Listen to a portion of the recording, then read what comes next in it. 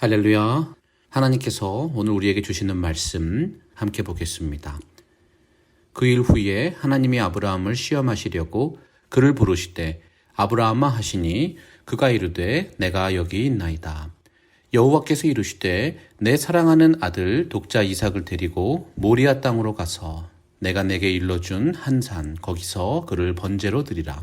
아브라함이 아침에 일찍 일어나 나귀의 안장을 지우고 두 종과 그의 아들 이삭을 데리고 번제에 쓸 나무를 쪼개어 가지고 떠나 하나님이 자기에게 일러주신 곳으로 가더니 제3일에 아브라함이 눈을 들어 그곳을 멀리 바라본지라. 이에 아브라함이 종들에게 이르되 너희는 나귀와 함께 여기서 기다리라. 내가 아이와 함께 저기 가서 예배하고 우리가 너희에게로 돌아오리라 하고 아브라함이 이에 번제 나무를 가져다가 그의 아들 이삭에게 지우고 자기는 불과 칼을 손에 들고 두 사람이 동행하더니 이삭이 그 아버지 아브라함에게 말하여 이르되 내 아버지여 하니 그가 이르되 내 아들아 내가 여기 있노라. 이삭이 이르되 불과 나무는 있거니와 번제할 어린 양은 어디 있나이까.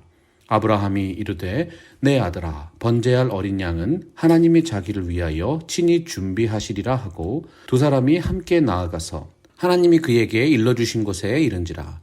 이에 아브라함이 그곳에 제단을 쌓고 나무를 버려놓고 그의 아들 이삭을 결박하여 제단 나무 위에 놓고 손을 내밀어 칼을 잡고 그 아들을 잡으려 하니 여호와의 사자가 하늘에서부터 그를 불러 이르시되 아브라함아 아브라함아 하시는지라.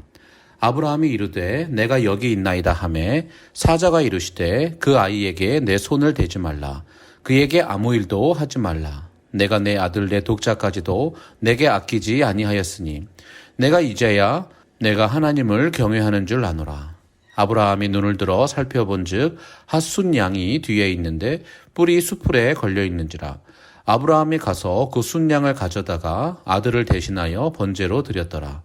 아브라함이 그 땅 이름을 여호와 이레라 하였으므로 오늘날까지 사람들이 이르기를 여호와의 산에 준비되리라 하더라. 창세기 22장은 하나님이 아브라함을 처음 부르시는 말씀을 기록한 창세기 12장과 긴밀한 관계가 있습니다. 창세기 12장에서는 하나님이 아브라함에게 지시하신 두 개의 명령이 나타나죠. 첫 번째 명령은 가라입니다. 너는 너의 고향과 친척과 아버지의 집을 떠나 내가 내게 보여줄 땅으로 가라.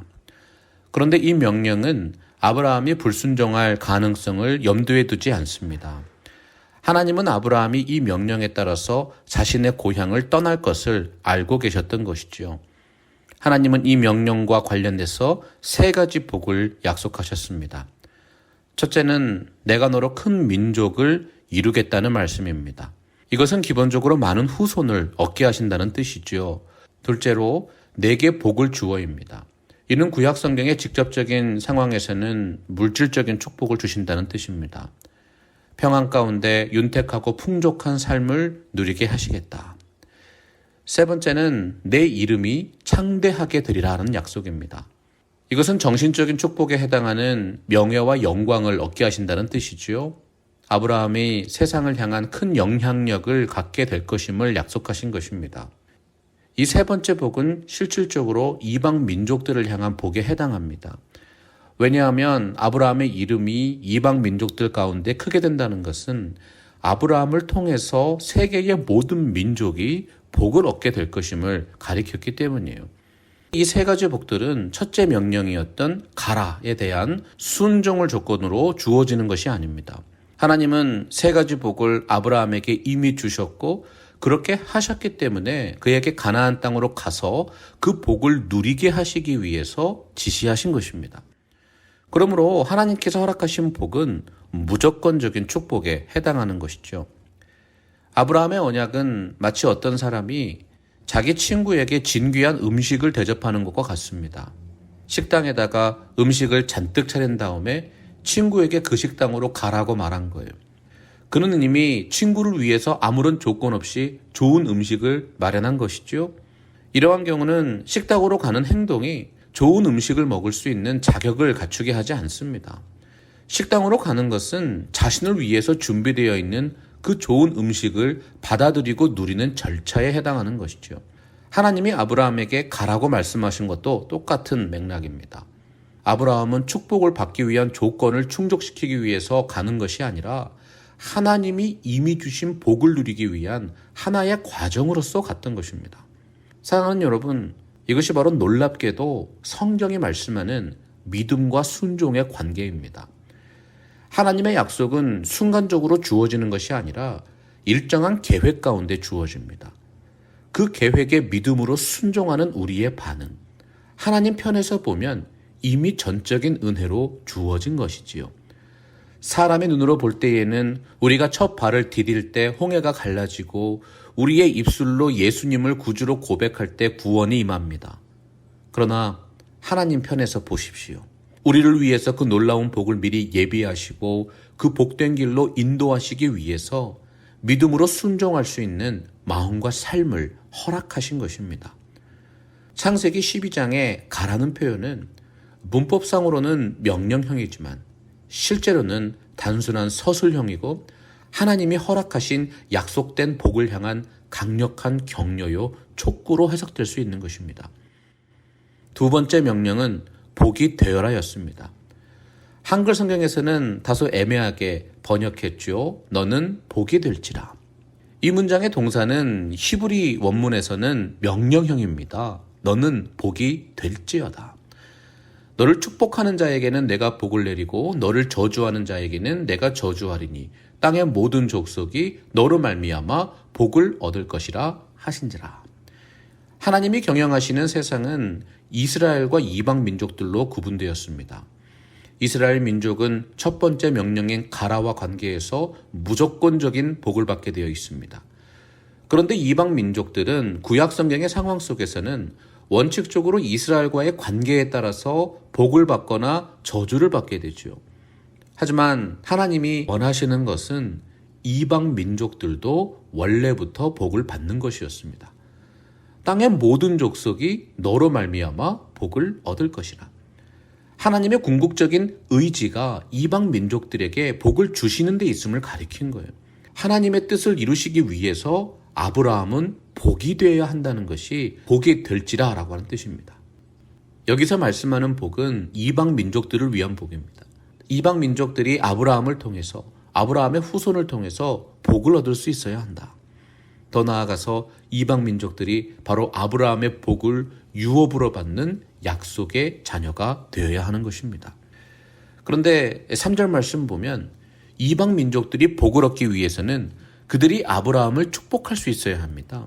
그러므로 복이 되라는 하나님의 명령은 다른 사람들의 축복을 받을 수 있는 사람이 되라는 뜻입니다. 이 명령은 아브라함에게 있어서는 책임이고 사명에 해당하지요. 아브라함은 하나님으로부터 무조건적인 복을 받을 것입니다. 그런데 그는 그 복들을 이기적으로 사용하면 안 되고 이타적으로 이방 민족을 위해서 사용해야 한다는 뜻입니다. 그렇게 함으로써 이방 민족들이 자신을 축복할 수 있는 사람이 되어라. 하나님이 지시하신 두 번째 명령, 너는 복이 될지라였습니다. 모든 이방 민족이 아브라함을 통해서 복을 받는 것은 하나님이 이미 계획하시고 약속하신 말씀이었습니다. 아브라함이 복이 된다는 조건 하에서 이방 민족이 복을 받는다는 뜻이 아닙니다. 이방 민족이 복을 받는 것은 이미 정해진 하나님의 뜻입니다. 그렇기 때문에 아브라함은 당연히 복이 되어야 하는 사람입니다. 아브라함은 당연히 이와 같은 자신의 변화된 신분에 합당한 삶을 살아야 했습니다. 하나님이 아브라함의 책임감을 고취시키려는 목적으로 이러한 명령을 내리신 것이죠. 너는 복이 될지니라. 하나님이 아브라함과 그의 후손들, 하나님의 백성을 선택하신 이유는 온 열방에게 복을 주시기 위함이었다는 것입니다. 복을 받는 아브라함은 이방 민족들에게 복이 될 것이며 따라서 이방 민족들이 그를 통해서 동일한 복을 누리게 되는 것이죠. 이제 이러한 배경을 가지고 오늘 말씀 창세기 22장 1절에서 14절 내용을 살펴봅니다. 이 본문은 하나님의 명령에 따라서 아브라함이 그의 아들 이삭을 하나님께 제물로 바치는 이야기를 기록하고 있어요. 오늘 말씀 사건을 가만히 보면 1절 말씀에 그 일에 발생했다고 되어 있습니다. 그 일이라고 하는 요 말씀은 창세기 21장의 내용을 가리키지요. 사라가 이삭을 낳았고 그 후에 아브라함은 사라의 강한 요구에 따라서 하갈과 이스마엘을 내쫓았습니다.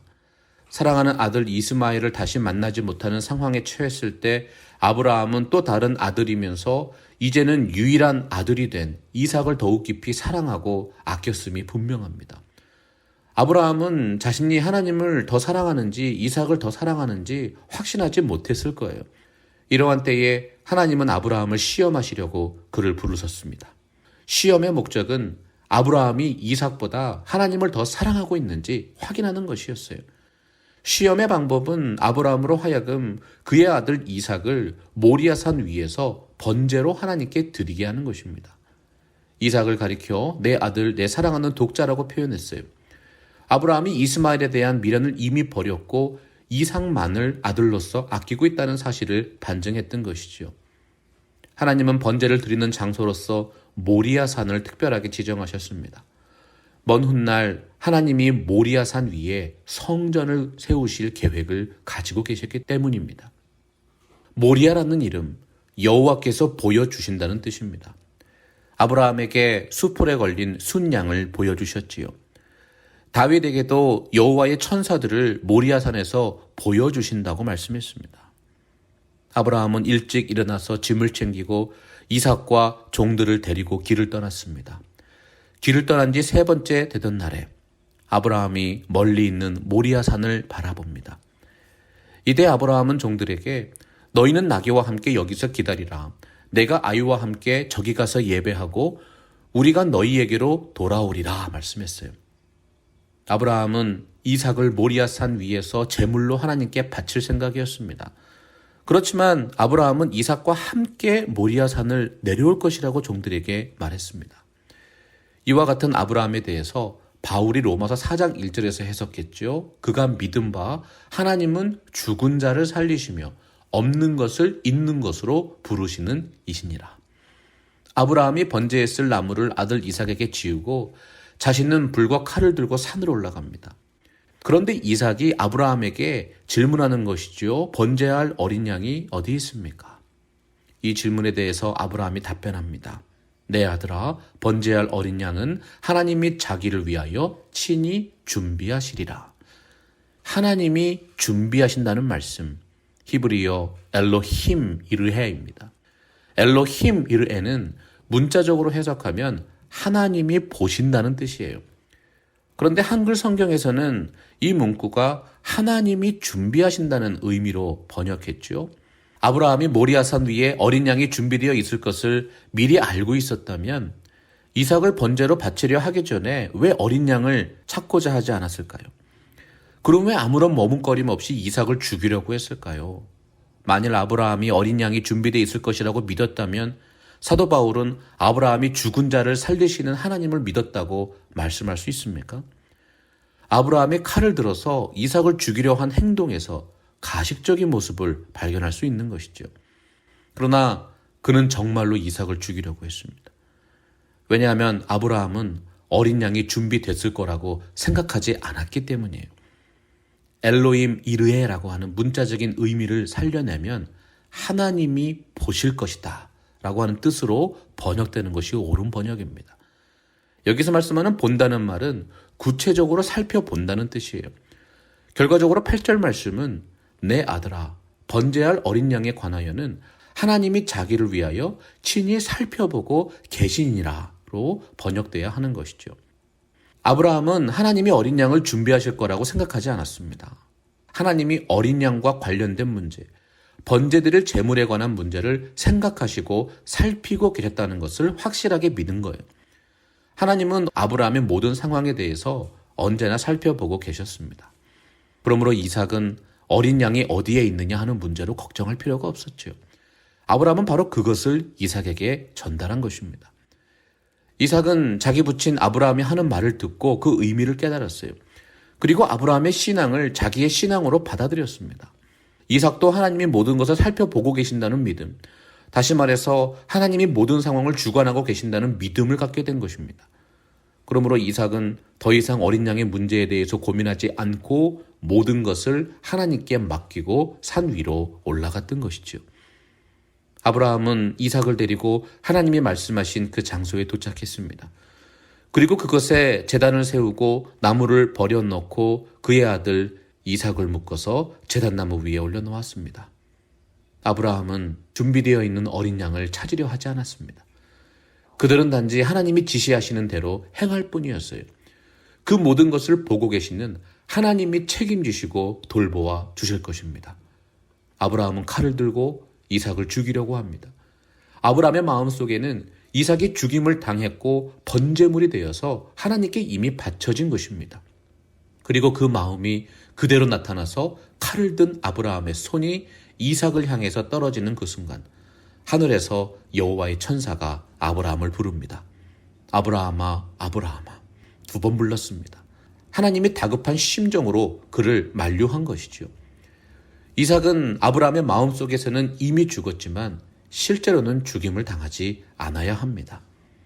실제로 죽임을 당하셔야 하는 분, 예수 그리스도입니다. 이삭은 단지 모형일 뿐이므로 죽지 말아야 합니다. 조금의 머뭇거림도 없이 이삭을 죽이려 하는 아브라함에게 하나님이 급히 소리치셨어요. 그 아이에게 내 손을 대지 말라. 그에게 아무 일도 하지 말라.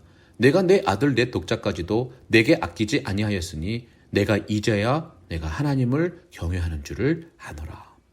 하나님은 이제 알았다고 말씀하십니다. 하나님은 모든 것을 아시는 분이십니다. 아브라함이 하나님을 경외한다는 사실까지 이미 알고 계셨어요. 하지만 다른 모든 사람들, 심지어 아브라함 자신조차도 그가 하나님을 정말로 경외한다는 사실을 정확하게 모르고 있었습니다. 이 사실은 하나님만이 알고 계시는 일종의 비밀이었어요. 그러나 이제 하나님께서는 공개적으로 이 사실을 인정하실 수 있게 된 것입니다. 그렇기 때문에 하나님은 이제야 알았다고 공개적으로 선포하신 것이죠. 아브라함이 하나님을 경외한다는 사실이 모든 사람에게 인정받았습니다. 이것이 바로 하나님이 처음부터 아브라함을 시험하시려고 했던 목적입니다. 아브라함 자신도 이제 자신이 하나님을 경외한다는 사실에 대해서 더욱 분명한 확신을 체험적으로 가질 수 있게 된 것입니다. 여러분, 이것이 바로 믿음의 열매인 순종인 것이죠. 아브라함은 여호와의 천사의 음성을 듣고 비로소 하나님이 이삭의 죽음을 원하지 않으신다는 것을 알았어요. 그러므로 그는 눈을 들어서 주변을 살폈습니다. 살펴본다는 말이 뭐예요? 히브리어 동사 하나님이 준비하신다. 똑같은 동사입니다. 아브라함은 수풀에 걸린 순양 한 마리를 발견합니다. 그러므로 그가 그 순양을 잡아서 이삭을 대신해서 번제로 드렸어요. 결국은 이삭이 죽지 않고 순양이 대신 죽었습니다. 이것으로 아브라함에 대한 하나님의 시험이 모두 종결됐지요. 그런데 이 사건이 단순한 시험의 의미만 갖는 것이 아니라 하나님은 표면적으로 아브라함을 시험하는 과정을 통해서 하나님의 구원 역사에서 매우 큰 의미를 지닌 한 사건을 이루어내셨습니다. 이삭의 대속적이며 예표적인 죽음입니다. 아브라함이 칼을 높이 들고 이삭을 내려치려고 했던 그 일, 이삭이 아브라함의 마음속에서 실제로 죽었음을 가리킵니다. 또한 하나님도 이삭이 죽은 것으로 인정하셨어요. 그러므로 이삭은 예수 그리스도를 예표합니다. 그는 자신의 뒤에 오는 모든 아브라함의 후손을 대신해서 죽은 거예요. 그는 아무런 죄가 없었지만 다른 사람들을 위해서 속죄의 제물이 된 것입니다. 하나님은 태어나면서부터 할례받는 아브라함의 후손들을 자기 백성으로 인정하시기 위해서 죄 없는 이삭을 속죄의 제물로 삼으셨습니다. 아브라함은 자신이 어린 양을 번제로 드린 장소의 이름을 여호와 이레라고 불렀습니다. 앞서 사용된 엘로힘 이르에에서 하나님의 이름을 바꾼 것이죠. 여호와 이레. 엘로힘 이르에가 하나님이 살펴보실 것이다 라는 뜻이라면요, 여호와 이레는 여호와께서 살펴보신다는 뜻입니다. 아브라함은 그 장소가 하나님이 살펴보시는 장소인 것을 깨닫게 되었습니다. 살펴보셨기 때문에 가장 적절한 순간에 아브라함을 불러서 그의 행동을 멈추게 하실 수 있었지요. 살펴보셨기 때문에 이삭 대신에 어린 양을 때에 맞춰 준비해 주신 것입니다. 개역 개정 성경에서는 창세기 22장 14절이 오늘날까지 사람들이 이르기를 여호와의 산에서 준비되리라 하더라 번역했습니다. 여기서도 준비된다라고 하는 말, 문자적인 의미를 살려서 말하면 보인다는 뜻입니다. 그리고 이 보인다는 말은 나타난다와 같은 의미입니다. 결국 오늘 말씀 14절은 오늘날까지 사람들이 이르기를 여호와의 산에서 나타날 것이다로 번역되어야 하는 것이죠. 여호와의 산은 무엇인가 보이는 산이고 나타나는 산입니다. 이와 같은 해석은 이 장소의 이름이 모리아, 여호와께서 자신을 보여주신다는 뜻과 조화를 이루게 되는 것입니다. 그렇다면 여호와의 산에서 보이는 것이 무엇일까요? 아브라함의 상황을 살펴보시는 하나님 자신을 보여주셨습니다. 그리고 그 하나님이 아브라함을 위해서 마련하시는 어린 양을 보여주셨습니다. 다음에 이어지는 본문인 창세기 22장 15절에서 18절을 살펴보겠습니다. 여호와의 천사가 아브라함을 두 번째 불러서 말씀하신 내용을 담고 있지요. 내가 나를 가리켜 맹세하노니. 히브리 사람들에게는 흔히 자신보다 높은 존재를 가리켜서 맹세하는 습관이 있었어요. 예를 들어서 다윗은 여호와를 가리켜 맹세했습니다. 그런데 여호와께서는 자기보다 더 높은 존재가 없으신 분이시지요. 스스로를 가리켜서 맹세하실 수밖에 없습니다. 16절 말씀 보면 아브라함에게 말씀하실 때 내가 이같이 행하여 이렇게 표현했어요. 이거를 문자적으로 번역하면 내가 이 일을 행하여가 되죠. 여기서 말씀하는 이 일은요, 이삭을 주저하지 않고 죽여서 하나님께 번제물로 삼으려 했던 일이에요.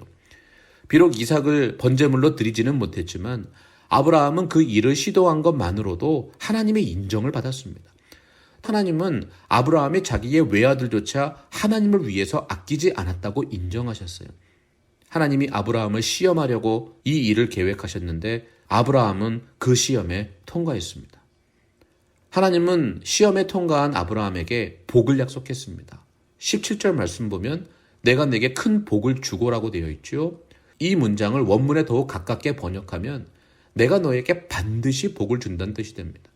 하나님이 단순히 무엇인가를 하려고 하시면 그 일은 반드시 이루어집니다. 하나님이 반드시라는 말을 사용하지 않으셔도 되지요. 하지만 여기서 반드시라고 말씀하셨어요.